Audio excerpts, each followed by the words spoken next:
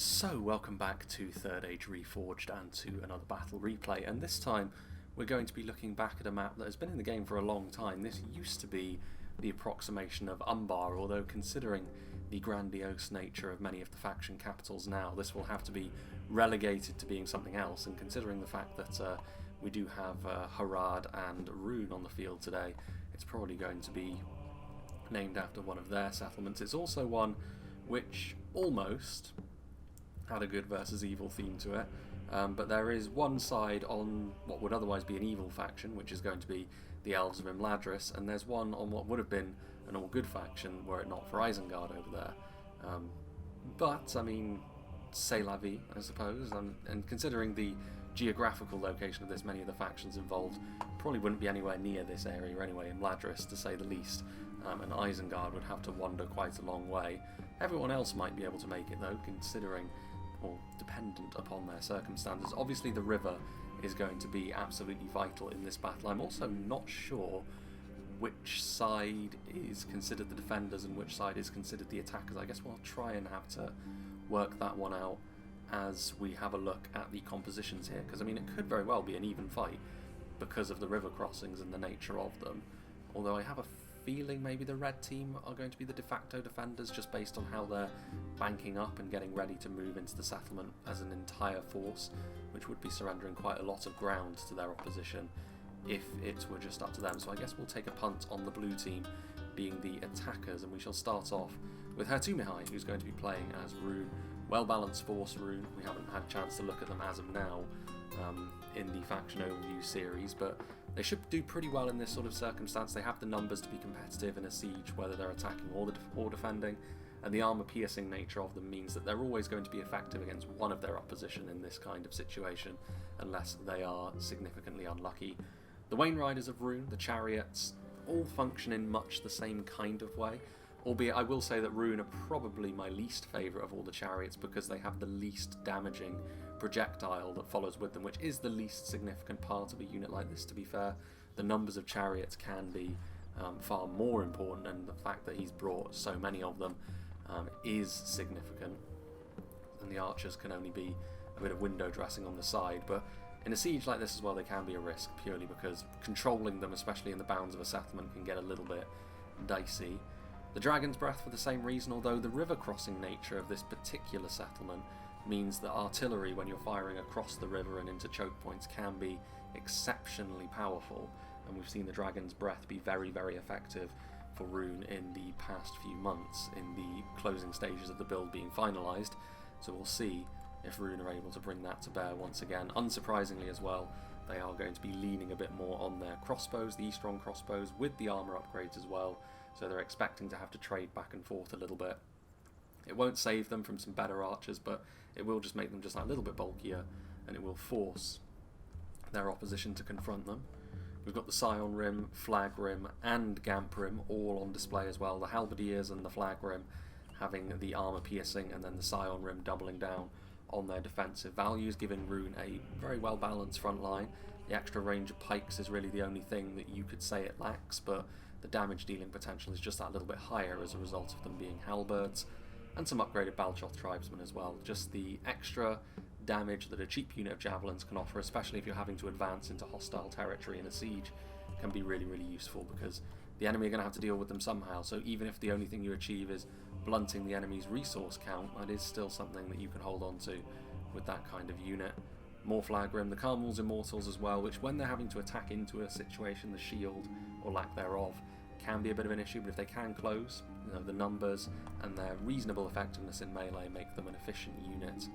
Just in behind we have the very damaging Dragon's Wrath crossbows, although in a siege that can be dependent on them getting into just the right position, which might be difficult if Rhun are having to manoeuvre when they're attacking. And then over here we have Harad, played by T.S. Niehoff, who sent me this battle replay, so big thank you to him. Harad in this sort of situation, of course, they bring even more savagery on the attack than Rhun, albeit they do compromise their defences a little bit, albeit the Serpent Camel Archers, when they move across and on the open field here, can be useful at harassing the enemy, and enemy cavalry will think twice before attacking into camels because of the fear effect that camels give to other cavalry units. we have got the Champions of Nafarat, one of the scariest units of armor-piercing shock infantry in the game.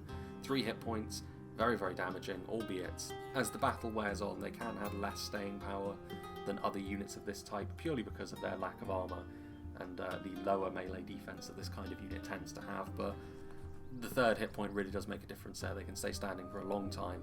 Many an armoured unit will fall before them unless they are dealt with effectively.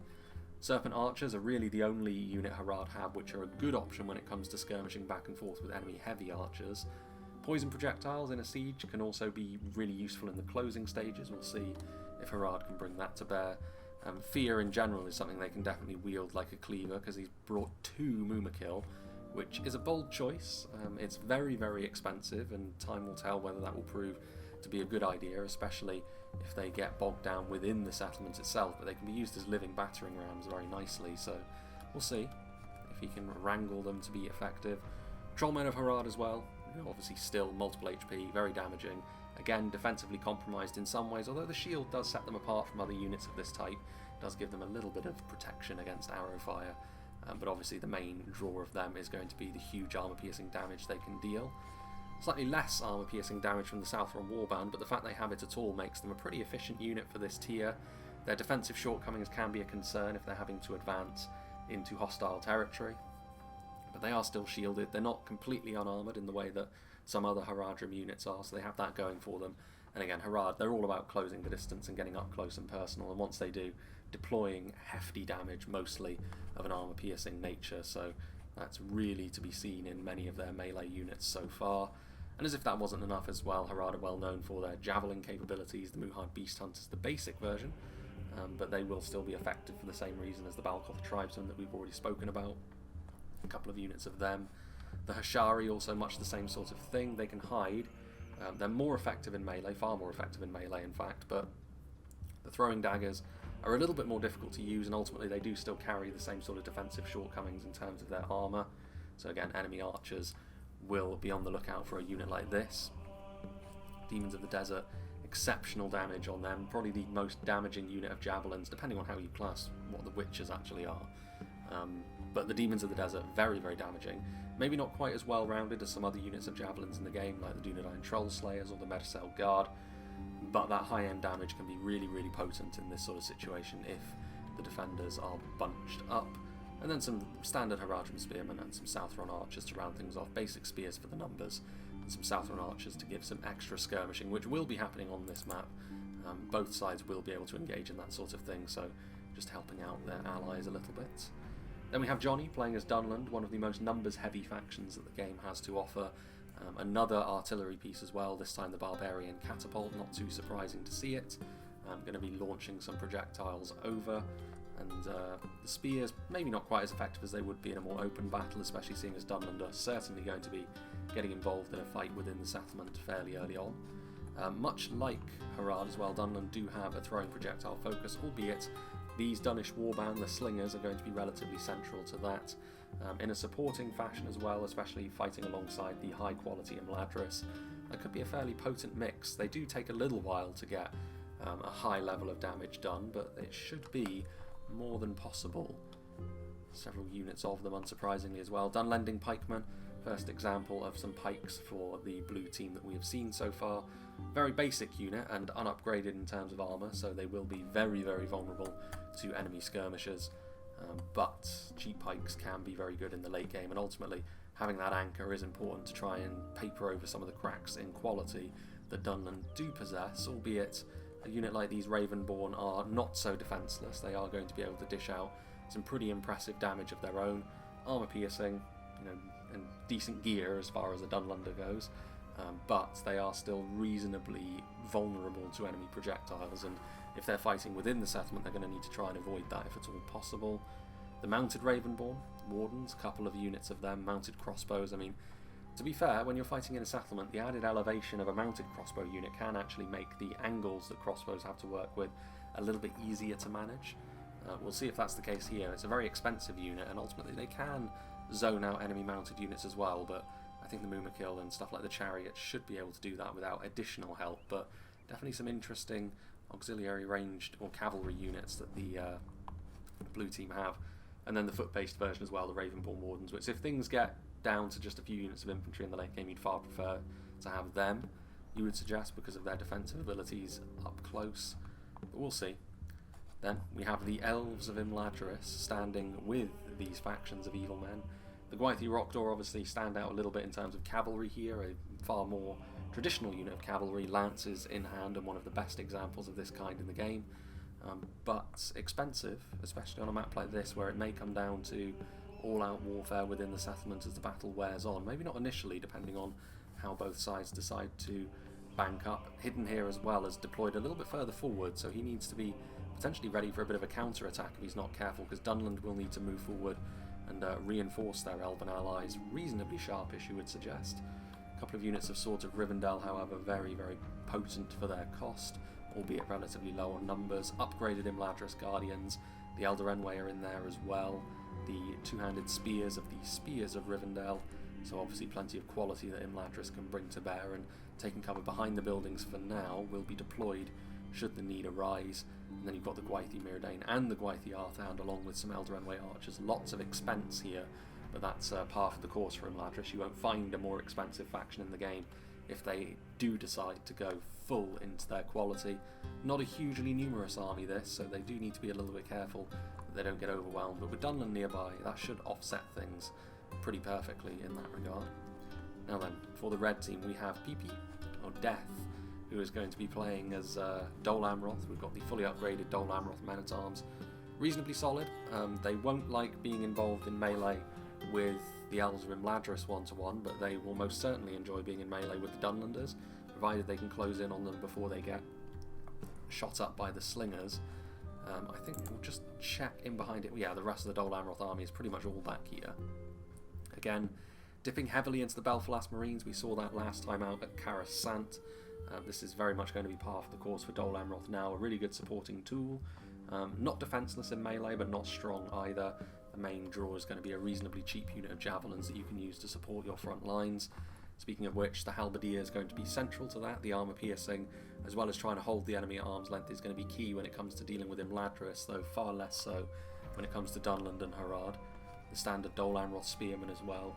Again, these solid units are all well and good, but you are going to be reliant on units such as this, the Haven Guard of Athalond, if you want to go toe-to-toe with Imladris, and even these guys fall a step short when it comes to the very best Imladris units, but at the very least they are better suited for fighting in that particular kind of fight. Rangers of Nimrodel as well can keep pace with the better Elven archers, but again they are more lightly armoured, so positioning is going to be everything for them. Then a bit of extra quality as well from the armour-piercing, more defensively minded Talon Knights, and the more aggressive swordsmen of the Parathil Champions. Now then, back in the settlement, these forces have decided to deploy a little bit further forwards, and we start off with Dorwinion, played by Long Chong. Morroquendi bows, so some more elven archers, poison projectiles as well, as we mentioned with the serpent archers. That could prove to be important as the battle wears on. The Elvelin going to be central to trying to hold down these defensive positions. Again, the overall level of quality may not be as high, but they are reasonably well equipped defensively to deal with that sort of thing. The Vinegard and the infantry both together, plenty of them on the front line along with the basic Dol Amroth units. Not in a position to rush down Imladris though, so I don't think the elves on the other side of the river need to worry too much about that. Elven pikes as well, the Morroquendi pikes. I mean, we haven't seen too much of a reliance on polearms for the blue team, but for the red team I would imagine that's going to be a little bit different with the halberdiers from Dol Amroth that we've already seen, and the Morroquendi here from Dorwinion as well. Cheap javelins also, river patrol, so both sides can dip into that sort of thing should they need to, and then some Elvelin Vinegard as well, and maybe a few other units here and there. Indeed, more Elvelin, some infantry and some marksmen. A force that's immediately ready to move into the settlement is going to be the Womb Raider, Arthedain. Dunedain Scouts, as well as the Trebuchet of Numenor, so I was wondering when we were going to get into some artillery for the red team, and the Trebuchet, all different types of artillery that we've seen so far as well, all of it more damage focused. Trebuchet could be absolutely devastating in the right situation in a battle like this. Standard Arthedain marksmen, so trading back and forth is something that both sides can engage with. I think based on the factions seen though, it's the sort of thing which the red team will feel more comfortable in. Got more heavy archers to work with, the very potent High Lords of Illuminus. Again, their defensive values sky high. Defenders of Fornos should be pretty damn good against the likes of Harad and Dunland, with their lack of armour meaning the full amount of damage from those heavy swordsmen is going to be able to be deployed upon them. And the Numinous Gate Guards and the standard Arthedain pikemen, a very good front line as well, with the Gate Guards being able to inspire units around them to keep fighting just that little bit longer, which will be useful for these standard men-at-arms over here. Varying levels of armour upgrades where the Wound Raider has been able to afford it, some with the standard breastplate, some with the full plate and the slightly more impressive Numenorian style helms. And finally, Isengard, another well-balanced faction actually under the command of Tommy. Nazkai, more armour-piercing presence perhaps in Isengard, certainly in melee than all of the other factions on the red team, which will be handy, again, against the forces of Imladris and against Rhun to a certain extent, and the Nazkai definitely will appreciate that sort of opposition. Guards of Orthanc as well, far more of a defensive unit, which I imagine the red team, based on how they set up, will be trying to dig in, so this is the sort of unit which will be important to their cause, albeit for the cost, maybe their damage values are not quite as high as you would like, but still, they are a defensive unit first and foremost, as are the Uruk-hai pikemen really. So again, another polearm unit. All of the red team are going to be bringing something in that regard, but it's not surprising at all with Isengard. You know, you'll very, very rarely see them go without the Uruk-hai pikes. Uruk-hai berserkers, pretty much the opposite end of the spectrum. They are a fully aggressive unit. Again, another 3 hit point infantry unit, albeit they are defensively more compromised than something like the Champions of Nafrat on the other side of the river. Very little to speak of outside of those 3 hit points in terms of defensive value, so we'll see when they get utilised. Trolls of the White Hand, big shields on them as well, which is perhaps a little bit of an underrated fact that they have going for them. But again, potent damage as all trolls have. Crossbows, so Rhun have brought crossbows, as have Isengard again, not surprising from either one, especially not Isengard. Positioning will be everything, as it always is with crossbows in a siege like this. We'll see if that works. Again, another artillery piece, and the 4th different kind of artillery we've seen, and this is probably the one to watch out for. The Isengard Ballista probably has the easiest use, because it has the trajectory of a regular ballista, but with far more damage. It's very expensive as a result, and the crew itself is not particularly potent either, but in this kind of situation, with choke points and bridges, it should do quite well for itself, even if it's just sniping out enemy artillery. We'll see. But again, interesting to see which artillery piece does the best in this sort of situation, given there's 4 different kinds. Uruk-hai archers, some hidden units here, which are probably half-orcs. And then some standard Uruk-hai infantry as well, not surprising to see them be the solid frontline force that Isengard can depend on defensively and with decent attacking values as well. So I think there's going to be a little cut here, because I think both sides need to manoeuvre in to position and decide what they're going to do. It may end up taking place entirely within the settlement, or it may take place a little bit outside as well, which is something I think the blue team would prefer. I think in terms of risk, the blue team have got riskier compositions. The red team maybe slightly easier armies to work with, but we'll see. You know, in this sort of situation, momentum and bold moves can be everything. So I'll make a little bit of a cut and we'll rejoin when the battle for this eastern city is getting underway.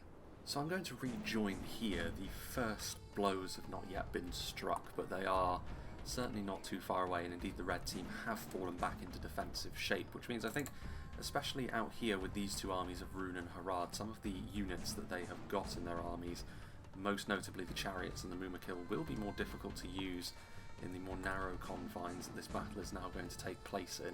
This side of the river is probably the more defensively fortified as well, because you have 2 bits of high ground that you can fall back on more easily, whereas over there the other bit of high ground is more of a entrance and exit to the settlement on the other side. So they do have multiple ways in which they can really bank up, and it is a dense defence as well, with 4 armies occupying a relatively small space. Reinforcements are not going to be an issue, so it is going to be a challenge this for the blue team to try and crack this nut, but if they can use their chariots and Mumakil to good effect, it's a sign that they've managed to punch through the defences and are causing a lot of havoc. So if we do see that, that is maybe an indicator that the blue team are onto a winner. If we don't, that's an awful lot of money that they've sunk into units which are going to be tough to utilise. It's a bit of an all or nothing kind of situation for them, but it's also not the be all and end all of the battle as a whole, you would suggest. The blue team do have plenty of quality after all. They can call upon. Alderaan archers going to be the ones to get the battle underway, albeit from slightly lower terrain, having to arc their shots through the gap. It does mean that they're actually a little bit more difficult to hit as well, and they are able to arc into one of these Dol Amroth halberdiers. That plate armour of theirs is going to be doing an awful lot of work.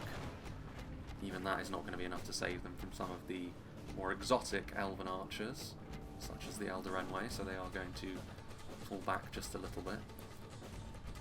And I do think that's certainly going to be the initial way that this battle shakes out. The blue team are going to want to try and whittle away at some of these armies defensively. I mean, this is also going to be a big concern. The Isengard ballista effectively completely shutting down, especially this bridge over here. You would suggest the damage that they could do would be immense, and Isengard could get away with using only a few units to plug that gap, especially if it's Dunland. You'd send them routing, so Johnny does have to be careful. The Gwythy Rock Door, again, another unit that will be tricky to use in this sort of situation, as the armies of Harad and Rhun, probably the ones feeling most at home in the given situation. The Morroquendi Stalkers being chased off by the Serpent Camel Archers, and the few fast movers that the defenders actually have at their disposal, and they won't do particularly well under these sorts of attentions, and the camels, of course, trying to put them under pressure. I imagine Longchong is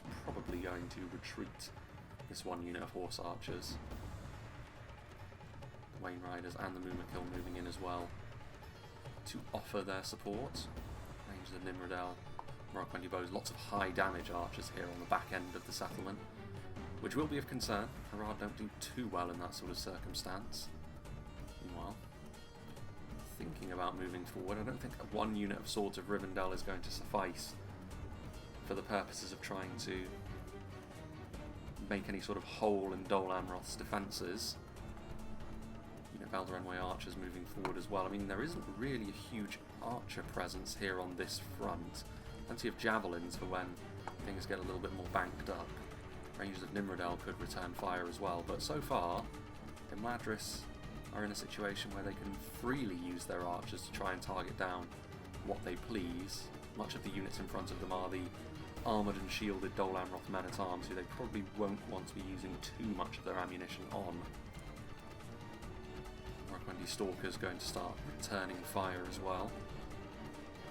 Getting a back and forth though. Imladris armour and also the sheer damage will be more than enough to override that, although now the ballista just arcing itself around. It's in a very awkward position for the attackers to move across these bridges. And that's a large amount of damage done already. They're not going to be able to get the linear damage that they can down the bridge that's right in front of them, but it's a big value proposition when you can hit centre mass into an Imladris unit such as that. Hidden will be wanting to avoid as much of that as possible, but it's part of the reason why I think, especially considering bridges in Medieval 2, the forces on this side of the river are going to need to take a slow approach, and it is going to be incumbent somewhat on Rhun and Harad to try and put some pressure on elsewhere. Or, of course, they could try and use the Dunland catapult to arc some shots in and destroy the Isengard ballista, but it is a worrying pillar around which this defence is based. Arthedain also close by, ready to assist when needed. You can see there that is where the catapult is. Very narrowly missing some of the crossbowmen, probably a little bit far away.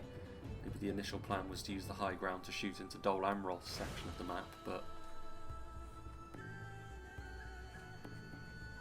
counter-artillery actions may have to be taken here. Meanwhile, Southron archers firing in. One unit of Southron archers would be easily dealt with by the archer forces that are up on this wall.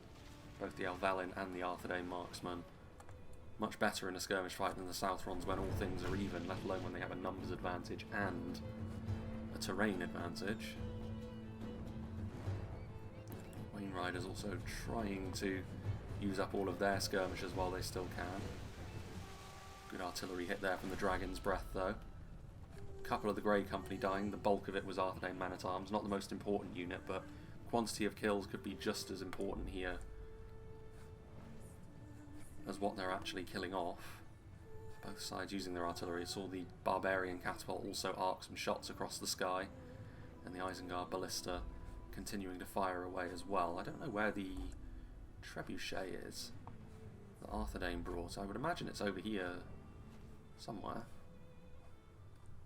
Unless they moved it. Mumakil still loitering with intent. Morroquendi Bowsman. You can't really kill the Mumakil off with archers.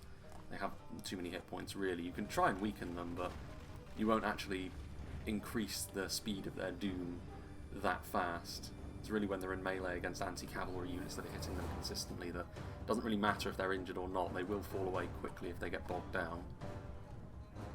Lots of the Dorwinion units right here at the back.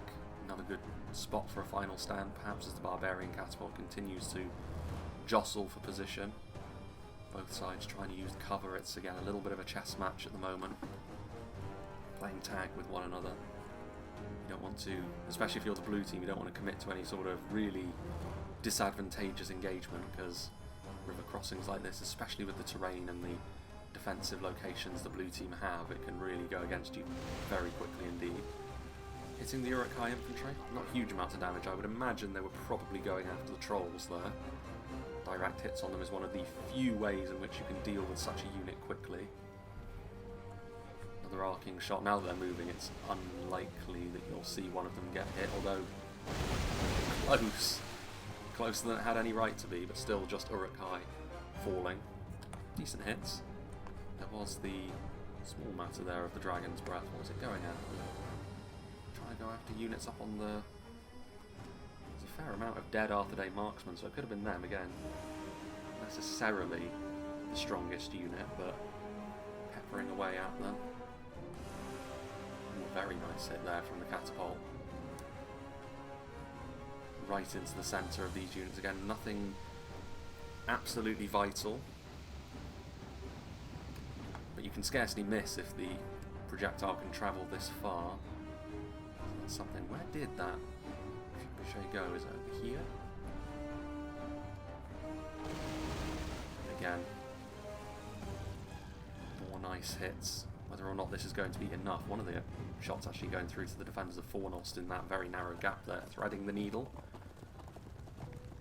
Artillery is expensive enough to the point where going after standard units such as this may not be sufficient in the long run. But it is the sort of thing which the blue team will be a little bit concerned about if they keep taking direct hits in the way that they are. Again, mostly river patrol and pikes that are now moving around, trying to dodge any sort of damage. The time will come. I think from a blue team perspective, you have to keep the mentality of the time will come where the red team, or the other way around, the red team have to keep the mentality that the blue team will have to move into their jaws at some point. As long as they have sufficient resources and still maintain their good defensive positions, then they will be able to make up for these earlier losses that they're sustaining. And none of it is too difficult to counteract. Ballista, artillery duel. And unfortunately for them, yeah, the ballista too accurate, and also, as much as it's now not an instant kill, ballistae can still very easily set fire to artillery pieces like this, so one of the catapults already lost. And unfortunately as well, based on how Medieval 2's... Is that another one? Yeah, burning. Yeah, Medieval 2, as soon as you get your artillery into a position, unless they're a trolls unit, you're done for, basically. Too slow to move. Probably would have been better off, actually, at least trying to get a shot off onto the ballista. It would have been unlikely. You definitely wouldn't have been able to destroy them all, but... would have been something. Last bit of defiance. Mounted Ravenborn Wardens thinking of moving forwards, but... again, maybe trying to go after that ballista, but as soon as they do so, the Uruk-hai crossbows have them in their sights. And they're going to menace them instead. Dunnish Warband potentially going to try and use their slings. It's a big loss, that catapult. Some early damage, but it didn't pay for itself, and I don't think the crew are going to be able to prop that value up either. Still a small matter. Some of these skirmishes over here. Flag Rim. Carmel's Immortals right in the firing line, interestingly enough. Plenty of these runic units. I know that the Flag Rim are shielded, but you're in a position where you've got some easy shots, and it's not with your most vital archers at your disposal. Maintaining discipline. Keep an eye on that. archers. Menacing on top of the natural walls there, Trolls of the White Hand. Thinking about moving forward to go after the Danish warband. Are they going to get hit by the slings? No. Going to move back instead. I mean, to be fair, the Trolls are in a position where this warband has gotten a little bit too close to the sun, so to speak. They can try and draw them back, but I don't think Dunland really have anything that is going to be capable of killing the Trolls off all that quickly. Again, maybe another example of Dunland being undone a little bit by Medieval 2 Pathfinder, but the Trolls also not willing to completely commit. Only one of the warband has thus far perished. What are they attempting to do here? Ravenborn also moving forwards. They will give the Trolls a little bit more pause perhaps, but they're still not super high level. Overkill. Still just firing away. I'm going to dump all their ammunition out here. One of them bloodied. But imagine from their experiences with the Horse Archers earlier on. And there's a number of units out here, but it doesn't look like they're going to be too eager on hitting the defensive positions from this angle with too much of their infantry. Perhaps going to try and move in over here a little bit more so. Balkoth tribesmen moving forward again. The Arthedain men-at-arms going to be the primary target by the looks of things.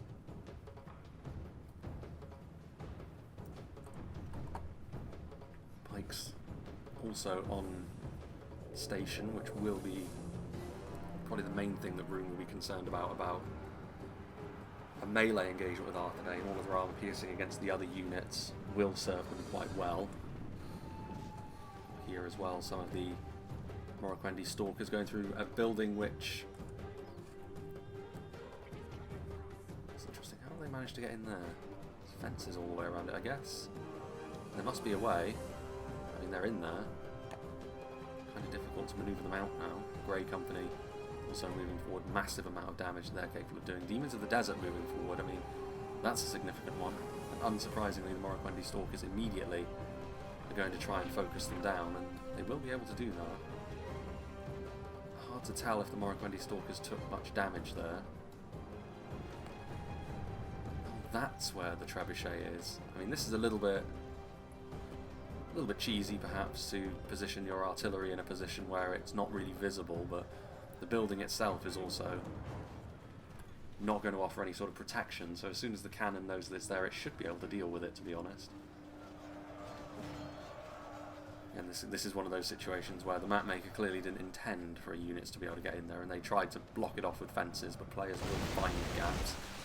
And again, the blue team, I think, are really struggling to establish themselves into a good attacking position here where they can use their supporting units. They've already lost their catapult. They've taken a lot of losses now for their Demons of the Desert. These are their high-ticket, high-damage ranged units, and if they lose too many of them without them paying for themselves, I don't see how they go on to win this fight, to be honest. They need to try and make something happen here, because I know what they're trying to do. They're trying to slowly pick away at some of the defences, but the longer the battle goes like this, then they're going to suffer the death by 1,000 cuts. And now the tribesmen also under fire from the marksmen. So far the red team have been pretty good about targeting down the kinds of units that they need to, and then later on they can try and rely on what supporting units they have left, as well as their quality in melee. Danish warband, again, we haven't really seen any proper melee engagements start just yet. A lot of staring one another down, but again, the game of cat and mouse continues. God Helene firing away, firing at the trolls. I mean, you can scarcely miss them, but especially the Isengard trolls with those big shields of theirs, it's going to be very tough to do significant damage to them with archers. Even some of the very best archers in the game, like the God Helene, it's going to be hard. Urukai. Isengard Ballista as well. And the Carmel's Immortals. So threatening. What are these guys doing here? Just two random swords of Rivendell. Oh no, there's the rest of the unit. Moving over here to assist, perhaps. Sensing that the bridges are not fertile grounds for attacking initially. I mean, it may come down to the fact that they just need to fall upon the red team with significant strength in multiple areas, because the ballista can only really marshal against one of these attacking positions over here. A bit more of a melee engagement happening now. Again, it's still with the view of manoeuvring skirmishes into position from a blue team perspective. Carmel's Immortals up against the Arthedain men-at-arms. Javelin's managing to get good hits. I mean, Arthedain have taken a few losses on their men-at-arms from artillery and now from javelins, but again, if you were to have a unit that it was pretty much built from the ground up to take damage more than anything else, so they won't be too worried, I wouldn't have thought. Crossbows up on this hill.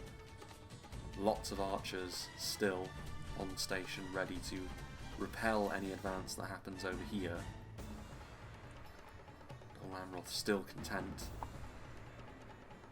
in the tense stare down. Just in time. Swords of Rivendell do decide to lurch forward now and engage with the Dol Amroth men-at-arms. Of course, the Imladris unit in this sort of situation should have the beating of Dol Amroth, even with the numbers discrepancy, especially in a narrow engagement like this. Oh, the elves move backwards, again attacking and then retreating and then moving forwards again. Don't know how much of that to blame on Medieval 2's bridge pathfinding. Still a small matter of those Ravenborn Wardens as well on horseback trying to arc some shots and going after the Haven Guard. Again, high ticket units trying to get focused down. Both sides have been doing that. And then thud of the cannons. Oh, that was a good hit. Right down the gut of these units here. That is a huge amount of damage on a unit of Elvelyn marksmen. And also a lot of damage on some Uruk-hai crossbows. Probably the most significant artillery hits we've seen so far, actually. Big moment that for the blue team's attack. Cutting down on the kind of damage that crossbows can do will serve them well later in the battle as well. The ballista may be capable of dealing damage the most quickly out of all of Isengard's units, but the crossbows will savage you if you allow them. Rhun not yet ready to move in and test out the Arthedain infantry's defence in a more comprehensive manner to what we've seen so far. Then a little bit further afield. Still the Mumakil in the open desert. When will they move forward? I mean, Dol Amroth simply marshalling the back of their defences so far. Can't imagine. I mean, the Swords of Rivendell should be winning this fight maybe a little bit more comfortably than they are, but it is a bit of a chaotic affair. The numbers in the chaos often serve you well, so Dol Amroth may be able to get the upper hand based on how the early stages of this engagement have gone.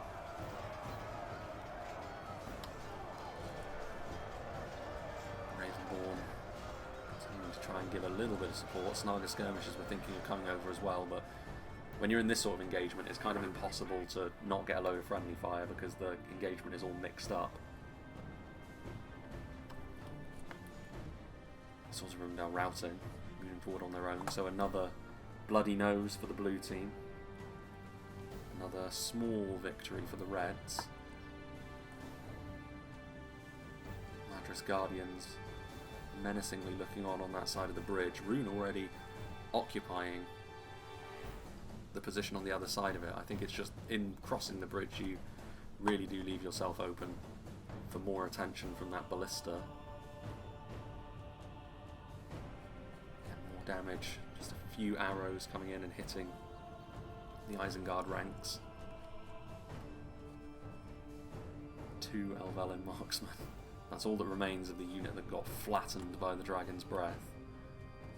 Some Uruk-hai crossbows, a small enough unit now to fit on the end of this section here, and just in time too, providing overwatch and hitting the unit of Imladris Guardians, a very high-end unit of line infantry of course, so that'll be good value that these Uruk-hai are going to be able to gain from this. Wain Riders moving forward as well. It is coming for us. Sending their own units flying, but not actually doing much in the way of damage. Wain Riders could be effective here, to be fair. There's not, other than the Spear Guard, there's nothing that would do damage to them fast. Maybe the Trolls would get in the way. Of course, when you commit a unit like that as well, it's a sign that things are really kicking off, and maybe the attackers are not yet ready for that. Guardians have made it across now. Ballista in the end electing not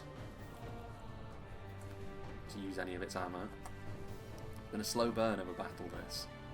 Both sides jostling for position. You can only imagine that when things get going, things will happen quickly. Not a huge amount of damage being done. One of those Dunland scouts did fall, but just arcing shots again, just trying to soften the enemy up. I think the defenders of Fornost might be the main target here. Again, their armour will be doing a fair amount of the heavy lifting there. A few of the River Patrol getting hit also. Good angle that for the Serpent Archers. Was able to respond too easily to that. Arthedain Marksman once again firing away. A little bit freer with their ammunition than the Alvelin have been with theirs. Wain Riders again moving forward. Is this the moment? Nope. Looked like they might have gone forwards, but they did not. Swords of Rivendell back on the bridge, having returned from routing. Still, poison projectiles won't be sending these units routing, of course. This is merely try and do as much damage as they can ahead of the main assault beginning. One of the defenders of Fornost fell to an arrow there. Good value.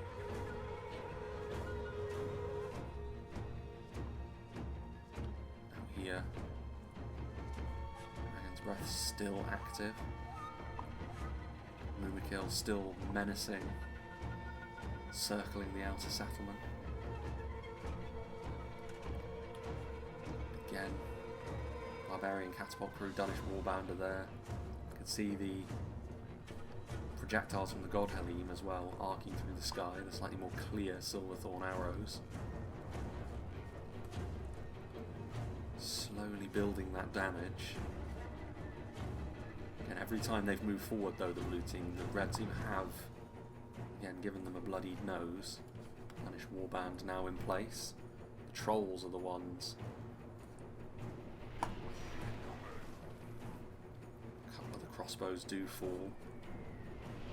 And as with most relatively cheap throwing projectiles, the best way to deal with them is to try and close up into melee and hit them hard with something that can do a lot of damage quickly. Cavalry and Trolls first and foremost among them. And, well, maybe the first examples of a willingness to move in a more comprehensive way. Carmel's Immortals charging forward, although the Uruk-hai infantry will have the beating of them in melee. Swords of Rivendell, it will be more even fight, but even still I think the Uruk-hai infantry's numbers, especially with the more ready support that the defenders are going to be able to produce, probably going to be the key here. We've got some support from the E-Strong crossbows. I don't think this attack is substantial enough to stick unless they send more infantry forwards, and there isn't reinforcements close enough by for me for this to be successful, albeit seeing Dunland show more of a willingness to get close as well. Slings going to try and support the Barbarian Catapult Crew. The only infantry unit that's getting in the way of the Danish Warband for now, however, the pikemen. So now I think we're seeing the battle properly get underway. I mean, we're more than halfway through in terms of frames, and so far all of the work that has been done has been merely setting the scene. Are we seeing an attack up here as well? We are, again, maybe not full-blooded just yet. Again, the Carmel's Immortals are the ones leading the way. Flagrim and the Serpent Archers that are now out of ammunition are a little bit more substantial perhaps, and It's the sort of thing which will need to continue. Yeah, these Cardinals Immortals are going to struggle under this level of Isengard pressure. This is where the Uruk-hai infantry will really earn their keep. It's exactly the sort of situation they should be good in. Just the right combination of damage and defence, albeit the Flagrim are a different challenge for them. That Uruk-hai plate will be less effective against those eastern maces. Strong crossbows moving in to try and offer a bit of support as well. Swords of Rivendell fighting reasonably evenly, like we said, but it's the numbers discrepancy that might be a problem. More Swords of Rivendell, strong crossbows. The mounted Ravenborn Wardens moving forward as well. Not yet in a melee engagement with Dol Amroth over here. The crossbows, the archers, some depleted infantry. At least there is an engagement happening over here. There is still pressure forthcoming, but they have decided this is going to be more of just make sure that we've still got a presence over here, but mostly we're going to be focusing our efforts over on this side of the settlement. Isengard Ballista shooting at the God Heli, getting some really good hits on them as well, albeit the Dragon's Breath has also opened up once again. Some of these skirmishers up on the high ground taking more hits. And the Flagrim, they are shaken. I mean, they will do better against the Trolls, but as a line infantry unit, their base damage is still not high enough to really cause significant problems, even with their armour piercing. Damage they've already taken, though, some of the Trolls falling. They have taken arrow fire and rocks from the Dunland slingers. A bit more support coming in from the spears of Rivendell as well. Might be enough to bring them to heal. I mean, it is a significant unit to get rid of. It's one of those melee damage spikes that, if you're opposing it, you want to be getting rid of it as quickly as possible. 9 scouts up on the high ground. Another, that is from the trebuchet, which still is inside those buildings over there, hitting the Balcloth tribesmen. There's also some Imladris guardians there. Ashari in close proximity.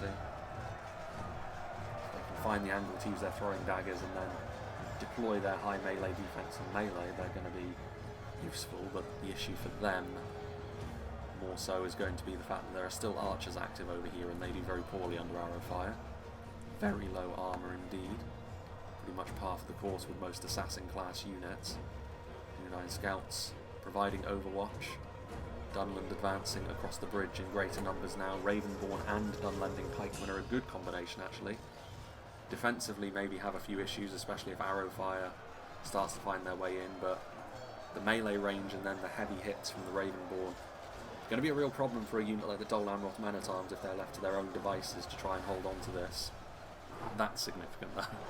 Point blank hits from the Isengard Ballista, but this was always likely to be something the attackers would have to deal with at some stage, and the Beastmen deciding to turn around. I mean, one of the big damage dealers have done that. Without them on the front line they won't make any progress, but they also won't suffer under the Isengard Ballista either.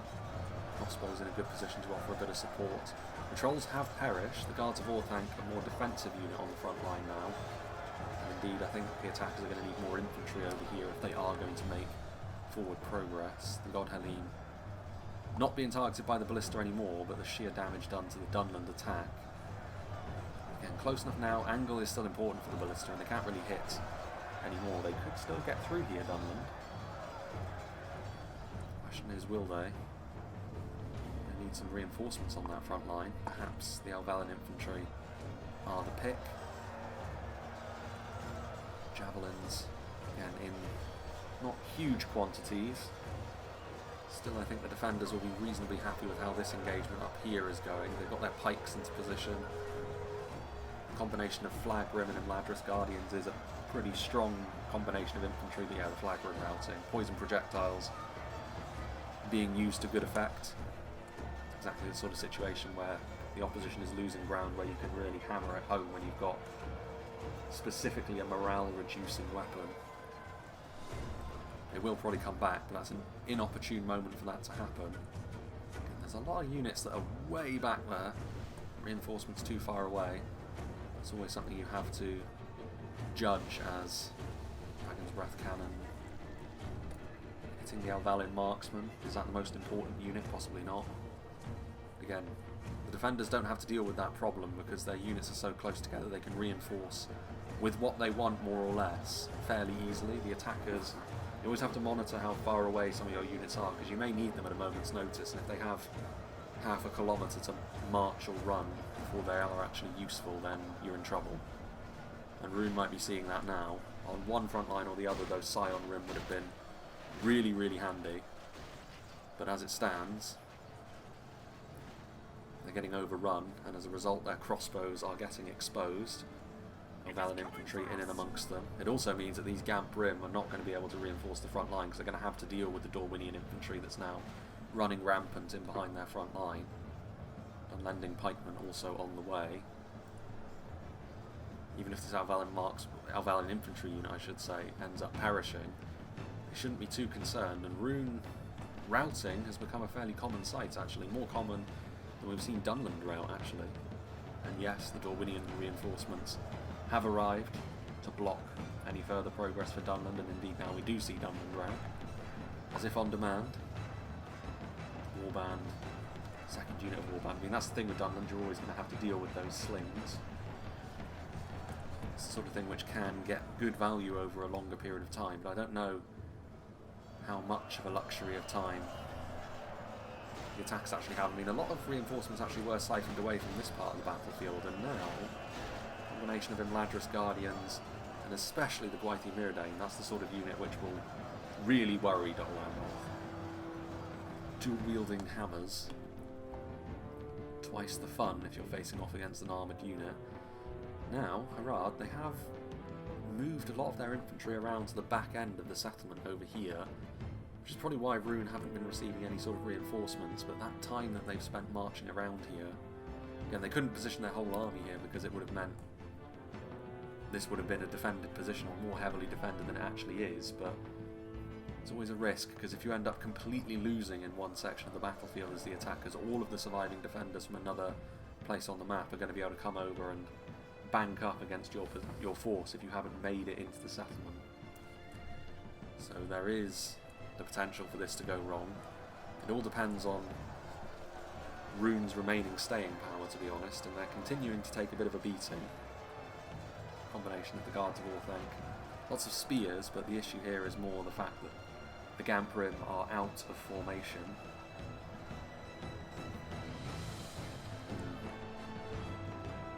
Skirms. Arthedain men-at-arms close by as well. More slings. Just going after what they can. Doing good damage. Again, defenders' manpower collapsing in the late game is something that we have seen in many a siege battle in the past. And as long as you're consistently dealing damage as the attackers, that is the sort of thing you can pin your hopes on going into the final stages. Beastmen of Dunland a very dangerous unit. Indeed, they're probably going to have to refortify this area. It's a lot of Warband, and the Beastmen are a damage spike you can ill afford to let run rampant. Ballista's still there, Dunedain scouts firing away. The projectiles are the way that you would want to be dealing with the Beastman, as with any Berserker class unit. And now in behind enemy lines, but the Isengard archers, as well as all of the Dunedain, are in a good position. So they need to make up their mind about what they're going to do quickly here, the Beastmen, and they're going to try and reinforce this section over here, the surrounded Gamp Rim. If they manage to hit the back here of these Guards of Orthanc, though, they could salvage them. It's turning into a bit of a chaotic affair, this. Well, they are going to be dealing damage, although Berserker on Berserker violence, because the Uruk-hai are there. I did see the arcing shots of the Dragon's Breath there, and they did manage to rout the Belfalas Marines. Already things are getting pretty stretched now. Dragon's Breath firing away, still the chariots as well, so Dunland actually gaining some momentum here, and these are worrying times for the defenders. They've done well up until this point, I think, but now can they stop enough of these large attacks? I mean, Imladris moving forward with a good amount of quality, and Harad attacking from the other side as well. This is not the sort of situation that Dol Amroth are going to be able to contain on their own, especially not with these units having plenty of room to move into. They're not going to win all these engagements, but as long as they can keep Dol Amroth's defence broken up into several chunks. The attackers should come out of this smelling of roses, really. Especially with the, again, that combination of armour-piercing savagery from Harad and finesse and quality from Imladris. It's a heady mix. I mean, Morroquendi units here from Dorwinion. Much of the Dorwinion army was actually left up here in reserve. Plenty of Elvelyn now moving in. But they really ought to have been on the front line. I don't really know what they were doing up in that corner. If they had been down here in the first place, it would have been less of an attractive proposition for Harad especially, given the numbers that they're contributing to this attack now to move in. Lumakill also in and amongst things again. Controlling a unit such as this inside the confines of a settlement is a little bit tricky, but they can move forward now and really cause some havoc. The halberds are probably the unit they want to be involved in melee with the least. Melee swings and splash damage that these kinds of units are capable of chucking out. The arrows, a bit of seasoning on the damage that they're already capable of doing. Keep an eye on that in the distance. Mounted Ravenborn Wardens now moving forward. So yeah, I mean, certainly you would say that is a momentum shifting moment in the battle. The ballista engaged with, I don't know how much ammunition it necessarily had left, it was active for a while, but Scion Rim now forwards. They will get dumpstered by the Nazkai, but again it's a case of, much like on the other side, pinning some of the reinforcing quality units back so that you can smash the initial front line to pieces. Guards of Orthanc and Berserkers, very strong mix of attack and defence. Both sides have been utilising their artillery, but when things get chaotic like this, it's a real lucky dip as to whether or not you're going to be able to hit your units or the enemies. It's always a bit of a risk, is artillery, but perhaps more so in a situation like this where things get chaotic. Stalkers on the high ground as well. Lumakill doing their thing.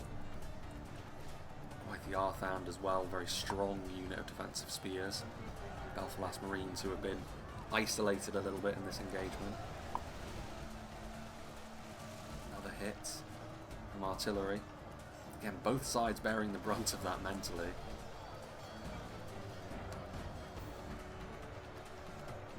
Plenty of hits. Champions of Nafrat on the front line, horribly outnumbered actually by the Elvelyn, but they will do damage as they fall. And again, it's all about taking advantage of this chaos. They're seizing an awful lot of territory here, the attackers. And again, the numbers of Dunland now moving forward to assist. It's in these moments where the high damage archers of the defenders will really have to earn their keep. To try and stem the bleeding. Try and force the attackers to be the ones whose manpower crumbles. Godhelm's still taking pot shots across the river. No great movement happening over here. Indeed, if anything, counter-attacking, but maybe not the greatest idea. The marauding Elven Lancers means that this is one of the few instances on the battlefield where such a unit will actually be unequivocally useful. Bombards, Morroquendi Stalkers, making a nuisance of themselves, and indeed the crew bearing the brunt of that. I'm surprised actually that the Imladris cavalry didn't stop this beforehand. The Morroquendi Stalkers are pretty swift, but they really want to be avoiding melee with the Imladris Knights if at all possible, especially if the runic cannon still has a bit of ammunition to it. Still the Lumakill, still three of them stomping around in the distance over there, so the halberdiers have not brought them down just yet. Runway Swordmasters here as well, only two of them remain. Most of the units that are still involved here are Dunlanders, and again a combination of Nazkai and Uruk-hai Berserkers. We've seen both sides really use their artillery to good effect. It's only really the Dunland catapult that maybe wasn't up to snuff. Careful Gangsguard looping their shots as well. Good point blank hits.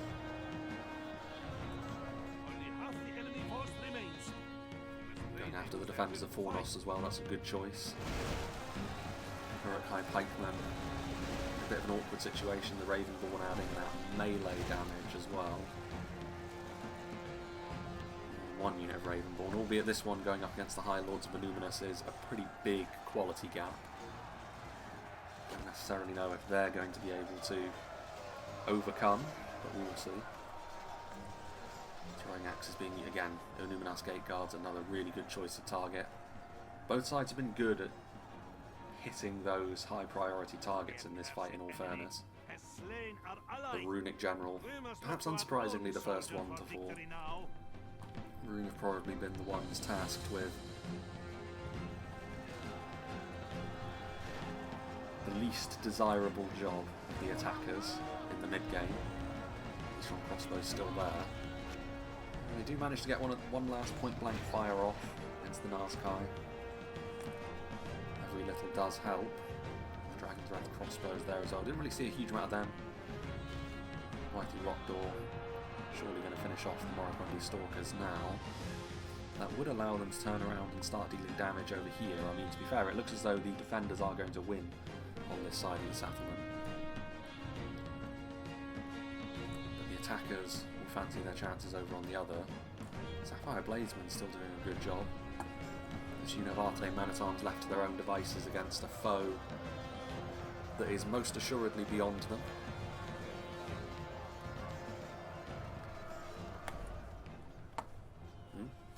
Was that the Dragon's Breath? Managing to get one last shot off. Similar situation to the crossbows there. And Dunland still are a presence over here. It's only really on the outer edge that the defenders are winning. Amroth. General falls.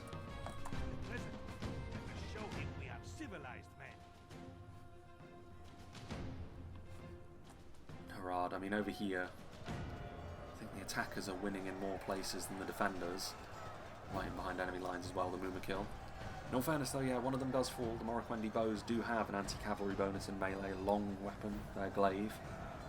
So that may be the end of them if they don't start using their melee attacks. It can be kind of awkward to coax them to do that. It's devastating, but it's also not the sort of thing you can rely on them actually doing. Sometimes they just sort of stand there like we just saw. Harad, and more Beastman of Dunland. You can see where they have attacked at some point. Morroquendi, I don't think the Morroquendi are... Well, they are elves, so they do have good morale, but that sort of attention from the Mumakil would be enough to, unless you have locked morale, be enough to convince many a unit to rout. Like the Arthedain there also. Radrim Spearmen scurrying up the hill.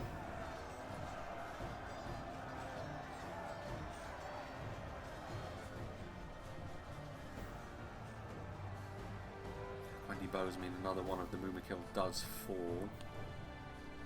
But much of the territory over on this side of the map has been seized, and they will be able to consolidate as well. They may need to send some reinforcements over to help out the remaining Dunlanders that are over here, mind you, if they intend to actually try and hold on. If they don't, then Dunland should fall back what they can to their units over on the other side. Though I don't think they will be able to, because this unit of pikes was really the only one left that could retreat, and they're being closed in on by the Hammer Guard. Javelins as well, going after the Ravenborn Wardens who rout. Ruffians have moved forward. Some Ravenborn Wardens firing their bolts across. Pretty sure these Ruffians couldn't use their ammunition, but they needed to be put in the way of something a little bit more important, so they pull out their butter knives and get into melee with some Elven Pikes and the Guards of Orthanc. No rest for the weary. River Patrol firing away at those crossbows as well. Still an evenly poised fight this. Both attackers and defenders have had victories and defeats, small victories and defeats, throughout the game. And that so far is where we're at. Patrol.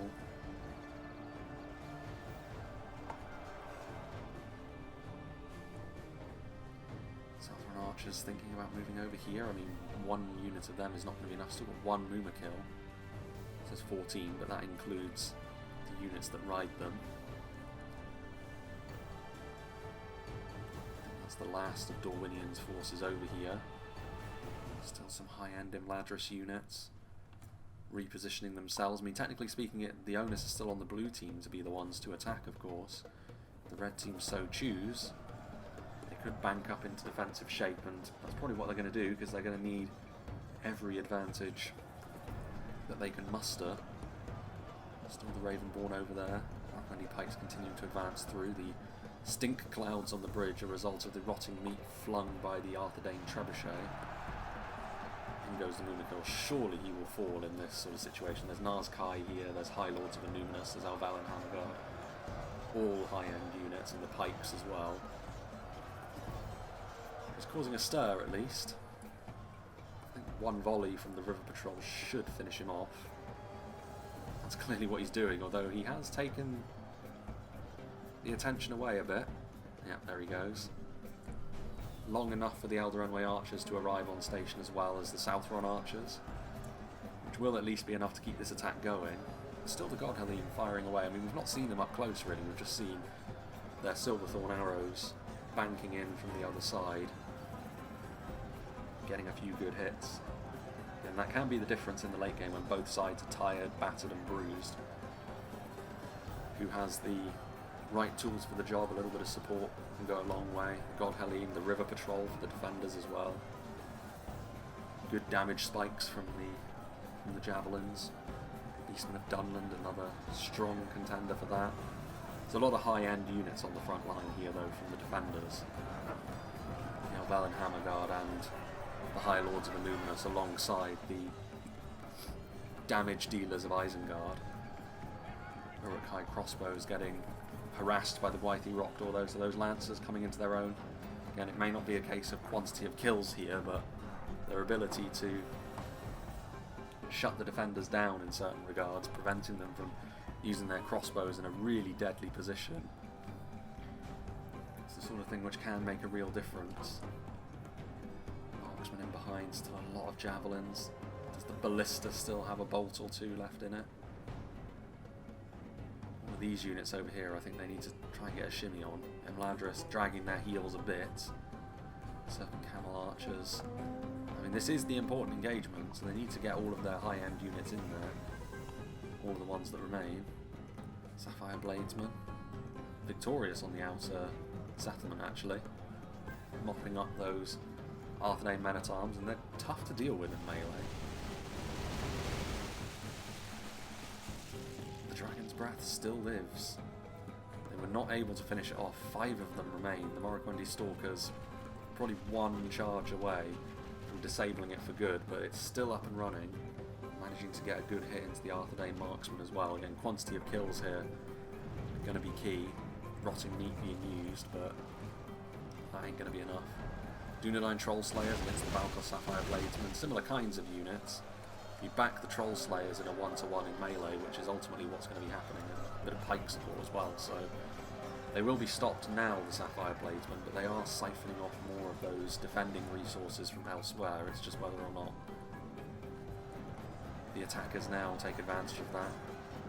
More ruffians, the Godhelene getting into melee as well.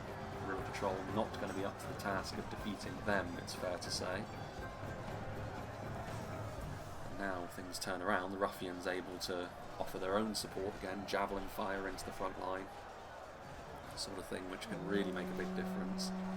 High Lords of Annuminus, a real defensive bastion. You won't find a finer unit of sword and shield infantry really unless you delve into the dwarven rosters really.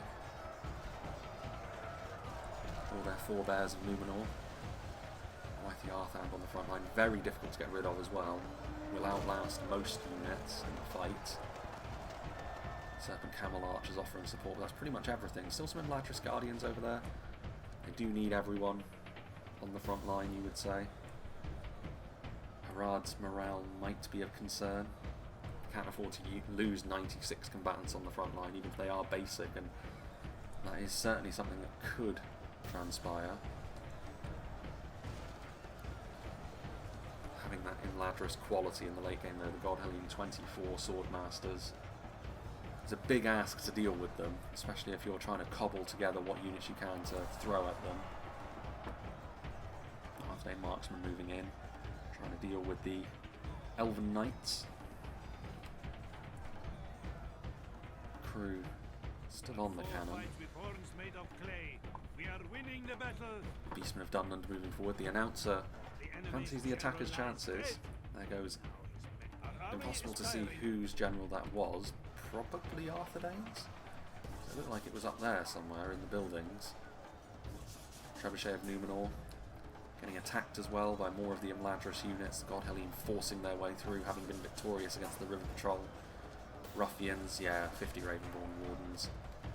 It's looking like this is going to be a bridge too far for the defenders. Another good hit from the Dragon's Breath as well. One last spit in the eye from the attacking artillery. And that cannon, once again, not for the first time, we've seen it be very effective, as much as the Barbarian Catapult of Dunland maybe wasn't able to deploy its effectiveness. The Runic Cannon certainly was. Saw the Trebuchet and the Isengard Ballista do its thing as well, so neither side can be disappointed really with their artillery performance. Both sides did things well in pretty much the same ways as well. In the end it may have been a matter of timing that the attackers got just about right. Gwathi Arthedain wrapping around what remains of the Gwathi Myrdain as well, and yeah, when you've got that elven quality to call upon in the late game to try and see you over the line, it's always a big boost. It's something which, in fairness, the Hammerguard and the High Lords of Numenor, the defenders had a bit of that as well, but many of the Isengard units had to be used earlier. Used to good effect as well, but ultimately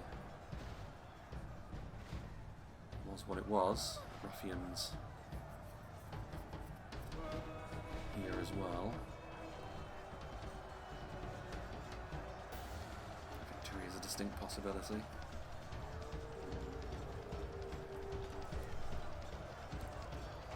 And the Arthedainian marksman.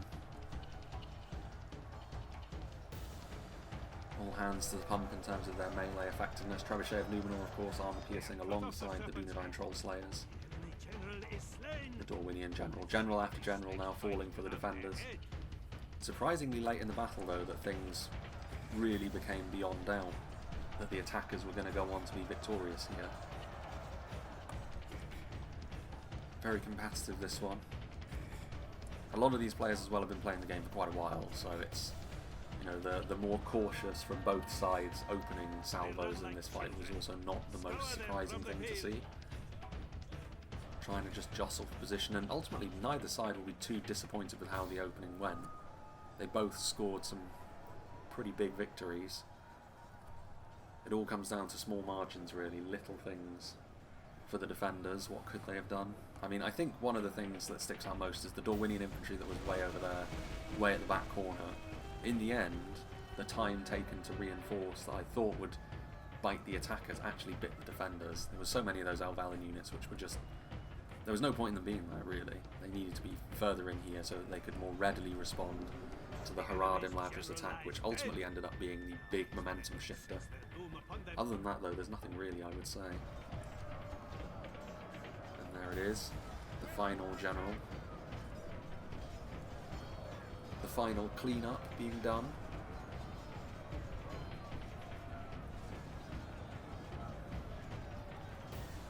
Javelins arcing in. Gwathi Rockdoor as well. Didn't really see what happened to the chariots, to be honest. They move in at some point and just get cut down in their hole. Saw the Mumakil, but then it's kind of hard to miss the Mumakil. Chariots have a tendency of dying off extremely quickly when utilised. So it can be a bit of an awkward one to see when and where and what they're doing. Oh well. Victory is ours, but only by a sword's edge.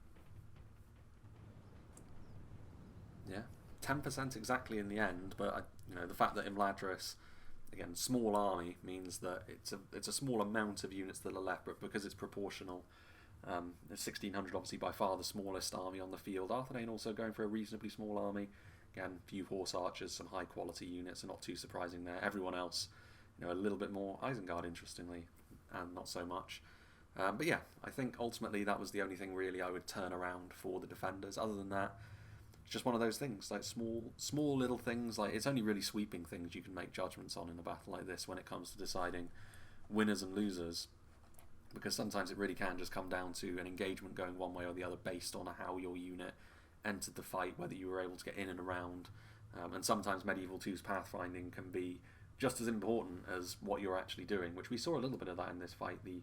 Obviously the Dunland catapult not being able to get out of harm's way quickly enough, the bridge being a little bit more difficult for the attackers to navigate as well. So it is something worth bearing in mind. I mean, this is ultimately at its base a game from the mid-2000s. It's an old game at this point, and it has some of those eccentricities about it. But let's see what did the damage. For the Harad army from T.S. Niehoff, Mumakil, one of the units getting killed off reasonably quickly, but the other one, as we saw, was a part of the fight for quite a long time, and 359 kills.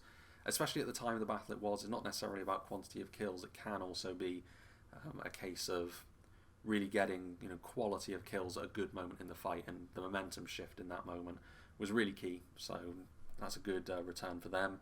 Champions of Nafrat were faced with a lot of units, but still 104 trollmen.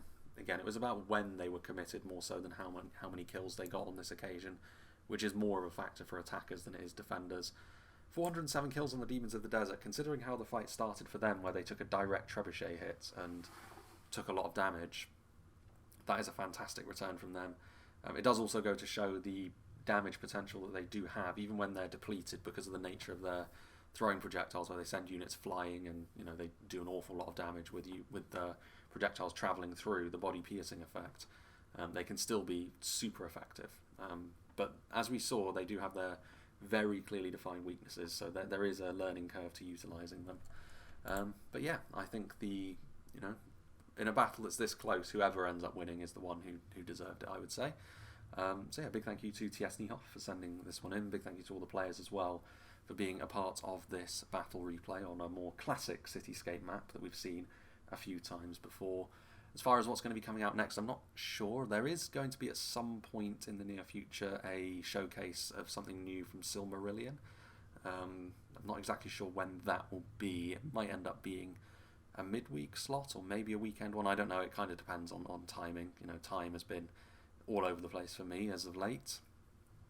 But there is also one I'm still umming and ahhing about whether or not to do. There is a 3v3 on Rivendell, which I got sent very early actually after the new patch dropped.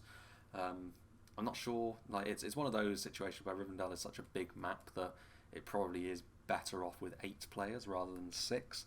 But we'll see. It may end up showing. I might check to see how good quality the battle was, and if it was, then I'll go ahead and record it. But yeah, that's something which may show up, and of course the ongoing faction overviews will continue pretty much through to the end of the year, and then after that we'll start getting into maybe the standard top 10s, and then after that we'll see.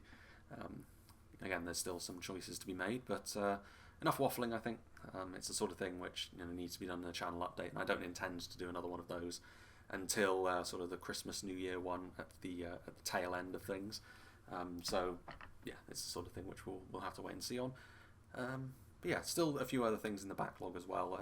I do want to use battles and such, which I am leaning towards a sort of quality over quantity approach, in terms of people tend to want to see themed battles, people tend to want certain things, so those will always take priority. Obviously this one didn't have a theme either, but it was kind of it's okay, like it's whatever's in stock at the time really. But anyway, I'm continuing to waffle even though I said that I wouldn't. So again, big thank you to T.S. Niehoff and all the players for this battle.